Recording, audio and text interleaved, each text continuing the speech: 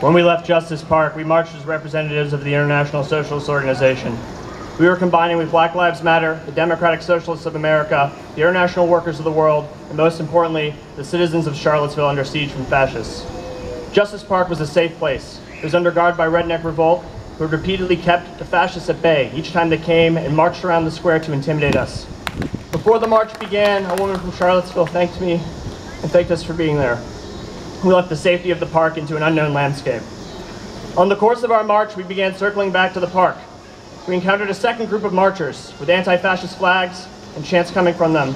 We led our shouts of solidarity and joy. Our marches merged and flowed like water down Water Street.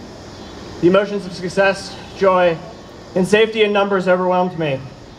As we moved down the street, we encountered many parked cars that were in the road stopped by the march.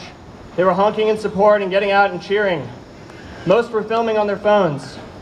We reached 4th Street and Water, and after a brief pause, we decided to move up 4th to return to Justice Park. It was a narrow street that had 2 parked cars on it, and as before, their occupants and drivers were filming, some outside the vehicles. I turned to the left of those vehicles and walked on the sidewalk next to the brick wall. At this point, I was surrounded by comrades, people I had known for a long time, as well as those I had just met.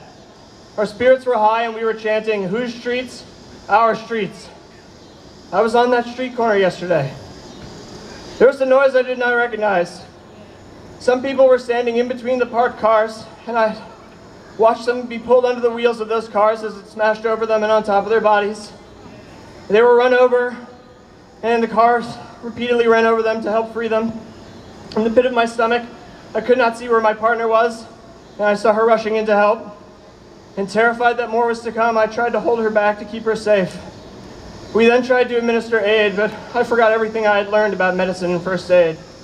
I had gauze in my backpack, and I had thought we'd maybe get beaten by the police or shot at or thrown by tear gas at us, but not this. And I saw the woman I had met earlier, and I held gauze on her leg and shouted for medics. And when one came and took over, I began looking for my comrades. My partner was holding that woman's hand while the medic continued to work. I lost track of the 2 others in my car I'd been driven with, and I was terrified they were hurt. I found comrades and we shouted at each other over the noise to organize and retreat safely.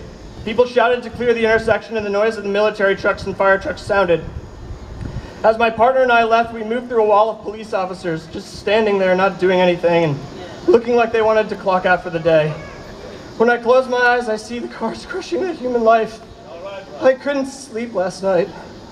This attack wounded my heart and my mind. We were victims of a terrorist attack, and it stabbed straight into my heart. The wound it left in my psyche and my soul is painful, but it pales in comparison to the loss of the comrade and the injuries suffered by 19 others.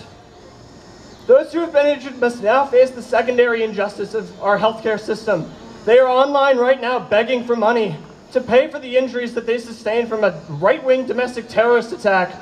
They cannot afford spinal x-rays, hospital bills, and other care that they need, including their ambulance rides. If you do nothing else, please donate to these online funds. I wish I had known them better. Most I had just met or were simply marching in solidarity with. I can barely bring myself to go online and read about what happened. I cannot watch the videos. I looked at one picture and I saw the sign I was carrying. Solidarity trumps hate, directly in the path of the car. Our march was defeated. The fascists successfully coordinated a terrorist attack. They're young people, college students. All day I was amazed at how youthful they were. They looked like kids coming out of a church, but with racist flags and shields, instead of joy and kindness and friendship. They chanted about their blood and their soil, but it was our blood and the blood of black lives and the blood of trans lives that is spilled every day in this country on land that belongs to indigenous people. Going forward is hard, but it is necessary. Solidarity is what trumps hate, and we must come out again in the future in even greater numbers than before. We need to build a united front to confront the right. We need to say that these streets belong to us and not the alt-right.